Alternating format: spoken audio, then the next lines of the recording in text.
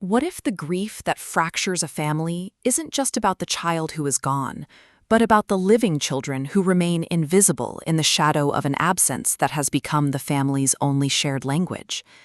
In The Child We Lost, Sheila Norton delivers a devastating family drama that transforms the loss narrative into a searing exploration of ambiguous mourning, proving that in households defined by what is missing, the most profound act of love is often seeing who is still here. This isn't merely another tearjerker with tragic backstories. It's a tender, emotionally precise narrative where every silence at the dinner table carries the weight of unspoken guilt.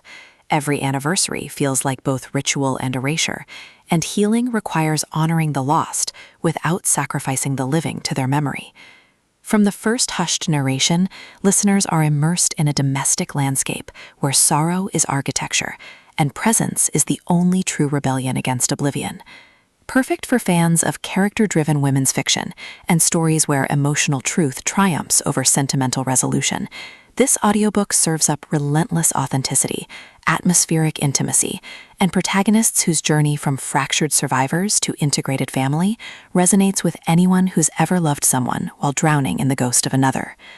When matriarch Elena Rossi agrees to attend her surviving daughter Maya's college graduation, the first milestone celebrated since her son Leo's death 5 years ago, she expects performative normalcy, not to discover Maya's achievement is overshadowed by the family's unconscious ritual of comparing every joy to what Leo would have accomplished. But as Elena navigates campus celebrations and varied resentments, she realizes this reunion isn't about closure, it's about recalibration. Norton masterfully avoids reducing Elena to grieving mother, or Maya to neglected sibling. Instead, she crafts a narrative where familial love becomes collaborative repair, where consent is negotiated through mutual acknowledgement of complex grief rather than forced unity, and where liberation requires making space for joy that doesn't apologize for existing. The audiobook narration amplifies this emotional precision, capturing Elena's disciplined composure fracturing into raw honesty, and Maya's guarded hope softening into genuine receptivity. You don't just hear the family heal, you feel the seismic shift of hearts, learning that remembrance and presence can coexist without competition. What elevates The Child We Lost beyond typical loss fiction is its nuanced portrayal of ambiguous grief as relational practice rather than individual pathology. Elena isn't merely processing death, she's confronting how maternal identity became synonymous with loss, challenging the notion that moving forward equals betrayal.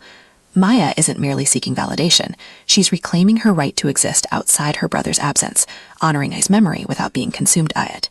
Their relationship evolves through acts of radical reciprocity, sharing silences during car rides that bypass performance, establishing new traditions that honor Leo without centering him, and defending each other's right to contradictory emotions against extended family who mistake consistency for loyalty. Supporting characters add vital texture: grandparents whose nostalgia masks discomfort, friends whose sympathy conceals judgment, even the family home itself, rendered as living archive whose rooms absorb decades of unprocessed longing. Every interaction reinforces the novel's core truth.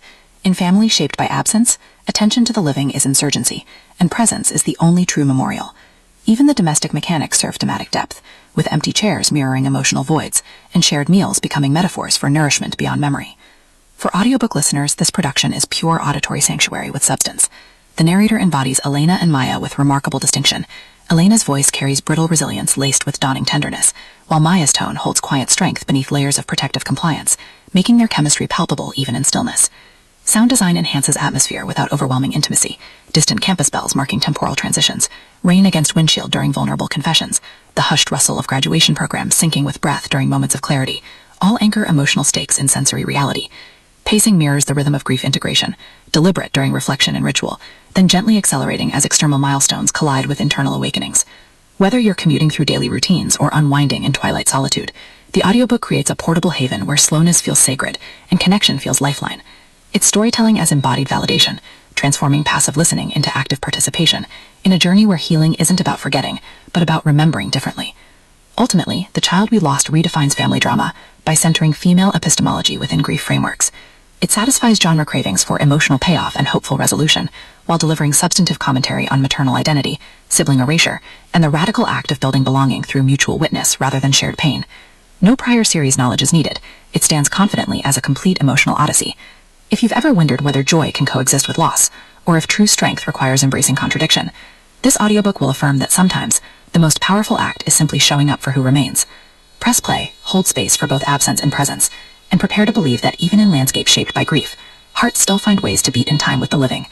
Your next favorite family saga isn't waiting in perfect reconciliation. It's waiting in the brave, trembling choice to love fully, messily, and without apology.